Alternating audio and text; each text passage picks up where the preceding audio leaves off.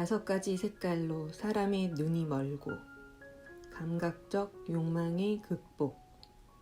5가지 색깔로 사람의 눈이 멀게 되고 5가지 소리로 사람의 귀가 멀게 되고 5가지 맛으로 사람의 입맛이 고약해집니다. 말달리기, 사냥하기로 사람의 마음이 광분하고 얻기 어려운 재물로 사람의 행동이 빗나가게 됩니다. 그러므로 성인은 배를 위하고 눈을 위하지 않습니다. 후자는 뒤로 하고 전자를 취합니다. 상상해보라. 각종 색깔로 찬란하게 채색된 자연을 보면서 그 아름다움을 찬탄할 줄 모르는 삶. 아름다운 선율로 이어지는 음악이 들려와도 그 아름다움을 감상할 줄 모르는 삶. 음식을 먹되 무슨 맛인지도 모르고 죽을 때까지 그저 먹기만 해야 하는 삶. 이런 삶을 이상적인 삶이라 할 수 있겠는가?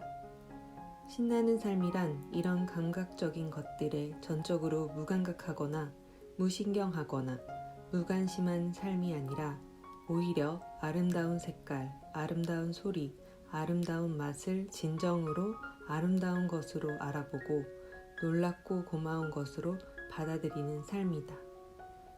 영어로 표현해서 appreciate 할 줄 아는 삶이다. 그런데 문제는 이런 감각적 즐거움에 지나치게 빠져버리는 것, 탐닉하는 것, 몰두하는 것, 정신을 못 차리는 것이다. 이런 즐거움이 우리의 삶을 풍요롭게 하기 위한 하나의 수단으로 여겨지지 않고 우리의 절대적 관심, 절대적 충성, 절대적 희생을 요구하는 최고 가치, 최고 목표로 둔갑하는 것이 문제이다. 전통적인 용어를 쓰면 집착이요, 요즘 말로 하면 탐닉이나 중독이요, 종교 용어로 하면 상대적인 가치를 절대화하는 우상 숭배이다. 내 몸 바쳐 세상을 사랑, 지도자의 요건, 자기 비움. 수모를 신기한 것처럼 좋아하고 고난을 내 몸처럼 귀하게 여기십시오. 수모를 신기한 것처럼 좋아한다 함은 무엇을 두고 하는 말입니까? 낮아짐을 좋아한다는 뜻입니다. 수모를 당해도 신기한 것, 수모를 당하지 않아도 신기한 것, 이것을 일러 수모를 신기한 것처럼 좋아함이라 합니다. 고난을 내 몸처럼 귀하게 여긴다 함은 무엇을 두고 하는 말입니까? 고난을 당하는 까닭은 내 몸이 있기 때문. 내 몸 없어진다면 무슨 고난이 있겠습니까? 내 몸 바쳐 세상을 귀히 여기는 사람, 가히 세상을 맡을 수 있고 내 몸 바쳐 세상을 사랑하는 사람, 가히 세상을 떠맡을 수 있을 것입니다. 휘면 온전할 수 있고 겸손의 위력. 휘면 온전할 수 있고 굽으면 고다질 수 있고 움푹 파이면 채워지게 되고 헐리면 새로워지고 적으면 얻게 되고 많으면 미혹을 당하게 됩니다. 그러므로 성인은 하나를 품고 세상의 본보기가 됩니다. 스스로를 드러내려 하지 않기에 밝게 빛나고 스스로 옳다 하지 않기에 돋보이고 스스로 자랑하지 않기에 그 공로를 인정받게 되고 스스로 뽐내지 않기에 오래갑니다. 겨루지 않기에 세상이 그와 더불어 겨루지 못합니다. 옛말에 이르기를 휘면 온전할 수 있다고 한 것이 어찌 빈말이겠습니까? 진실로 온전함을 보존하여 돌아가십시오. 말을 별로 하지 않는 것이 자연, 언어를 넘어서는 경지. 말을 별로 하지 않는 것이 자연입니다. 회오리 바람도 아침 내내 불 수 없고 소낙비도 하루 종일 내릴 수 없습니다. 누가 하는 일입니까? 하늘과 땅이 하는 일입니다. 하늘과 땅도 이처럼 이런 일을 오래 할 수 없거늘 하물며 사람이 어찌 그럴 수 있겠습니까?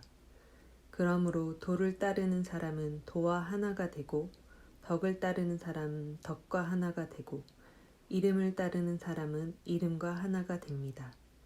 도와 하나 된 사람 역시 그를 얻었음을 기뻐하고 덕과 하나가 된 사람 역시 그를 얻었음을 기뻐하고 이름과 하나가 된 사람 역시 그를 얻었음을 기뻐할 것입니다. 신의가 모자라면 불신이 따르기 마련입니다. 발끝으로는 단단히 설 수 없고 발끝으로 서는 사람은 단단히 설 수 없고 다리를 너무 벌리는 사람은 걸을 수 없습니다.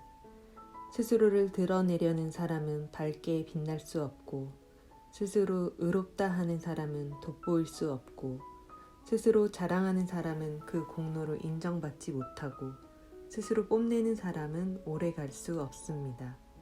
도의 입장에서 보면 이런 일은 밥 찌꺼기, 군더더기 같은 행동으로 모두가 싫어하는 것입니다.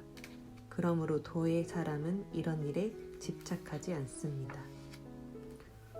좀 더 높이 서겠다고 발끝으로 서는 것은 자연스러운 행동이 아니다. 그런 부자연스러운 행동으로서는 단단히 오래 서 있을 수 없다. 멀리 가겠다고 다리를 한껏 벌리고 가려고 하는 것도 자연스러운 행동이 아니다. 그런 부자연스러운 행동으로서는 멀리 오래 갈 수 없다. 모든 부자연스러운 행위를 버리라는 것이다. 이런 부자연스러운 일로서는 본래의 의도에 역행하는 결과만 불러올 뿐이기 때문이다. 스스로 드러내려고 하는 것, 스스로 의롭다고 하는 것, 스스로 자랑하는 것, 스스로 뽐내는 것 등도 모두 자연스러운 일이 아니다.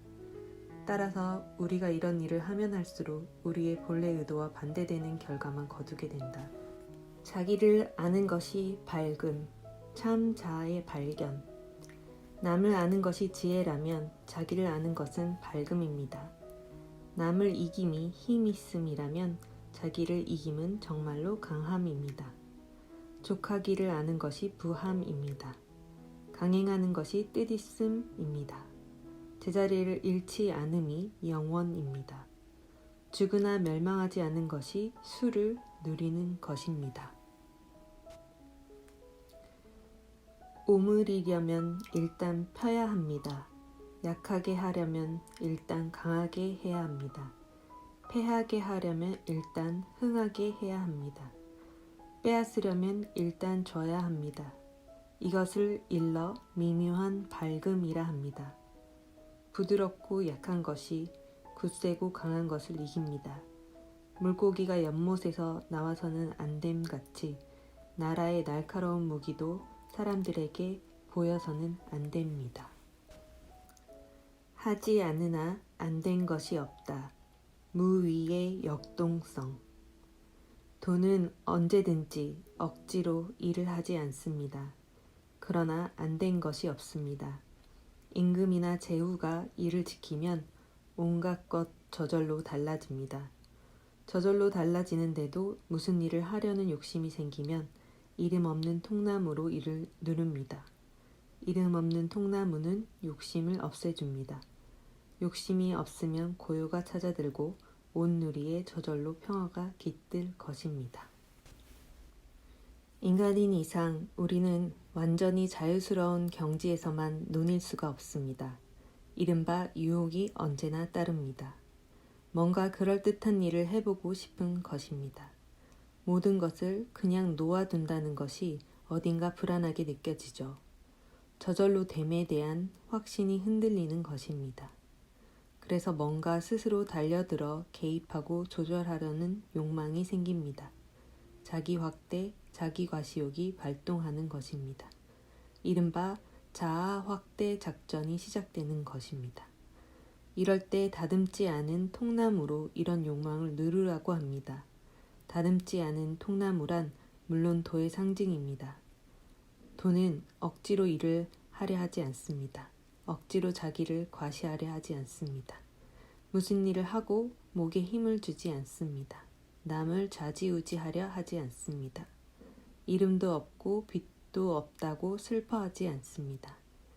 이런 일과 상관이 없는 도의 존재 방식, 도의 행동 방식을 본받아 우리의 욕심을 누르라는 것입니다. 살아있을 때는 부드럽고 약하지만 생명의 원리로서의 부드러움과 여림. 사람이 살아있을 때는 부드럽고 약하지만 죽으면 단단하고 강해집니다. 온갖 것, 풀과 나무, 살아있으면 부드럽고 연하지만 죽으면 말라 뻣뻣해집니다. 그러므로 단단하고 강한 사람은 죽음의 무리이고 부드럽고 약한 사람은 삶의 무리입니다. 군대가 강하면 이기지 못하고 나무가 강하면 꺾이고 맙니다. 강하고 큰 것은 밑에 놓이고 부드럽고 약한 것은 위에 놓이게 됩니다. 세상에 물보다 부드럽고 여린 것은 없다. 세상에 물보다 더 부드럽고 여린 것은 없습니다. 그러나 단단하고 힘센 것을 물리치는데 이보다 더 훌륭한 것은 없습니다. 이를 대신할 것이 없습니다. 약한 것이 강한 것을 이기고 부드러운 것이 굳센 것을 이기는 것.